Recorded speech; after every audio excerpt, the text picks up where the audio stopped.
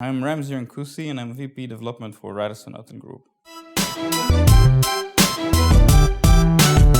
So my first job was actually when I studied my master degree in France, and I was sponsored by a restaurant holding company. So my first function was financial analyst for, I would say, a steakhouse chain, and I used to cover overseeing 37, 38 restaurants.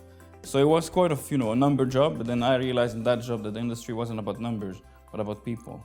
So again, I think we're getting influenced by family and people surrounding us. So my dad was a banker.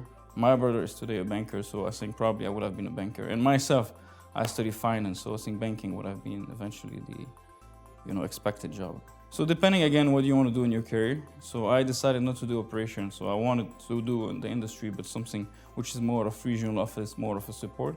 If you want to go into the operation, I think you need to be patient. It's a very passionate job that takes a lot of your hours and a lot of sacrifices. It wasn't my personality, so I have remarkable respect for the people doing it. But from my side, if you want to go to corporate office, then you should pursue that as a support function, and there are tremendous jobs to do there. So a typical day, development is a lot of travel. So we'll be probably packing up and checking at the airport and going somewhere else, somewhere new. So that would be for business meeting, to handle negotiation or visit a site.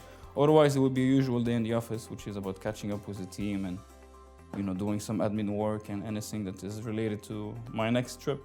So the most bizarre story is probably when I was in Turkey a few years ago for a site visit with government and business officials, and we were supposed to visit the site for a project that we were looking for. And while we were stepping out from the office after a few minutes of chit-chatting, I was expecting to see the site next to the meeting place, and eventually we walked towards a seaplane.